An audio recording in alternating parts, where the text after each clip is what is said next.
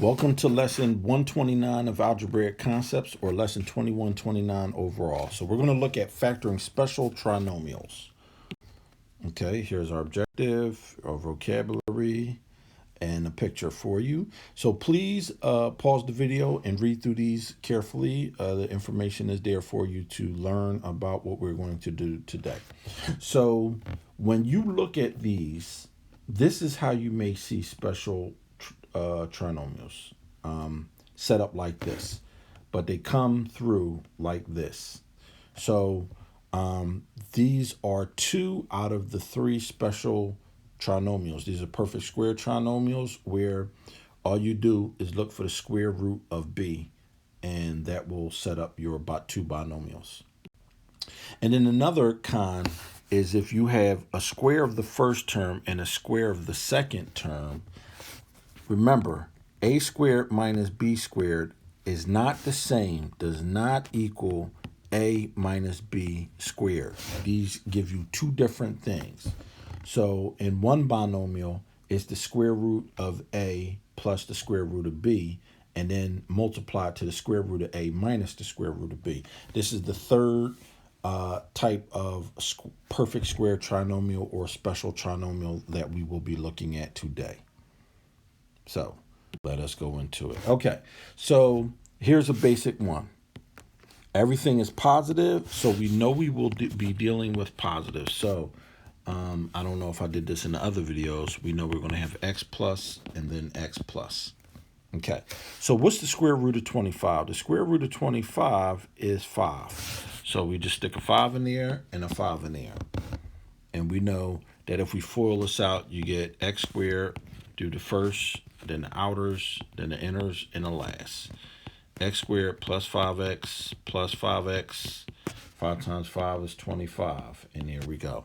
And we get that trinomial. So what you're going to want to do as you solve these is do the math in, once you find the binomials, because this is the answer right here, go ahead and multiply it however method you choose, whether you choose vertical, horizontal, or the box method, or FOIL. Go ahead and multiply the binomials out so that you can verify your answer. Okay, so be careful. When it's a minus and a plus, you're going to have y minus something and then y minus something. So be careful of the signs. So the square root of 36 is 6. And all you gotta do is stick it in. And there you go. That's how you do that one. Okay, so now look, we have a square here. So we're going to take the square root of the first term and the square root of the second term. So the square root of 4d squared is 2d. This is a minus, so that we got two minus terms. The square root of 49 is 7. And then 2d minus 7. And then how do I know that this is true? 2d times 2d, if I FOIL it, gives me 4d squared. And then the outers will give me minus 14d. The inners will give me minus 14d. And the last will be plus 49. And 14 and 14 make 28. So that's how you check to make sure that it is true. And let's look at one more. Okay, so now, square root. Take the square root. We have the difference of squares. This is called the difference of squares. You got x. You're going to have plus a square root. And you'll have x minus the square root of 9, which is 3. The square root of 9 is 3. The square root of x squared is just x. So x plus, x minus. And let's look at another type. Okay, so now we want to get this down into some type of perfect square. Now, how do we factor out what is in? So now we're going to factor. 54 breaks down into what? 9 and 6. And if I divide 150 by 6, I get 25. 25 is a perfect square. 9 is a perfect square. They both have an a term, so I have to take out what's common, which is 6, and an a in both of them. So I'm going to pull out 6a. That leaves me with 9b squared minus 25a to the fourth. Now, this requires a little extra work. So if I take the square root of 9b squared, I get 3b. If I take the square root of 25a to the fourth, I get 5a squared. Okay, so now we got 6a factored out. Now we're going to our binomials because this is a difference of squares. You get 3b plus 5a squared, and then 3b minus 5a squared. And then how do I know that this is true? So what I'm going to do is FOIL the terms, and then I'm going to check them. I could distribute this 6 to everything, but that would get real messy. So let me show you how we get back to the original term. So I'm going to first, I'm on the outers, I'm on the inners, and I'm on the last. You get 9b squared on the first terms. On the outer terms, I get minus 15a squared b plus 15a squared b, and then minus 25a squared. The middle terms cancel out, so I'm left with 6a times 9b squared minus 25a squared. Wait, a squared times a squared is a to the fourth. I'm sorry. This should be, I messed up. I made a little boo-boo. That's what I get for moving too fast. Let's get that out of there. And let's make this a to the fourth. That's what I get for moving too fast. Okay, so if that's a to the fourth, then this is a to the fourth.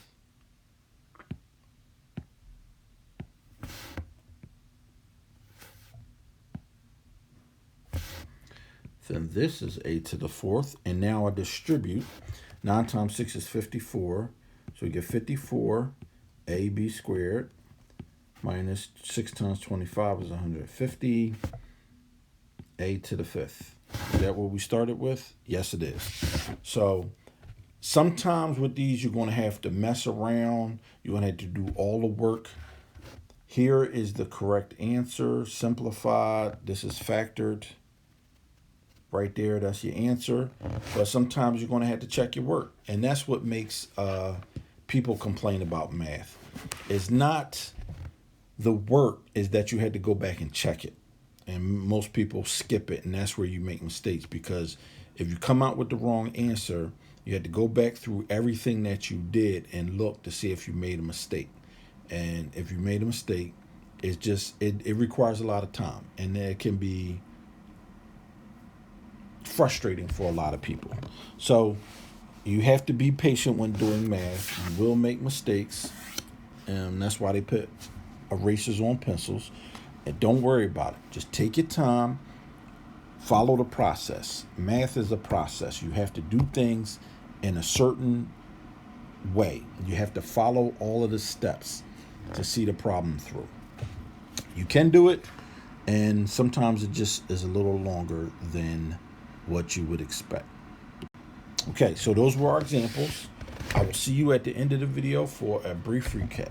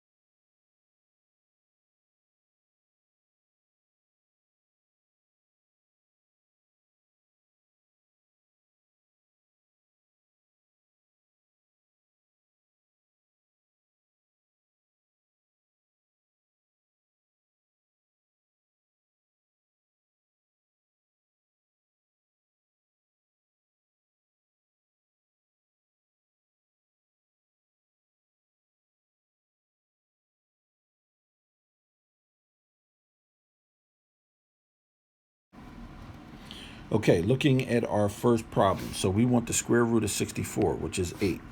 So this is plus. You want to have x plus 8. X plus 8. There you go. That's it. That's all you do. Okay, look at this one. This one is not written in order, so be careful. You got 25m squared minus 90m plus 81. Taking the square root of 81, which is 9. Taking the square root of this, which is 5m. And look at this. You got 5m minus 9. And then 5m minus 9. And you might be saying, okay, prove that this works. Okay, I'll prove it. So if I FOIL it, if I go first, outers, inners, and last, I get 5m times 5m, which is 25m squared. The outers give me minus 45m. The inners give me minus 45m. I should have put these in. Let me put these in different colors so that you say, oh, Mr. Walls, you're crazy. I can't follow your math.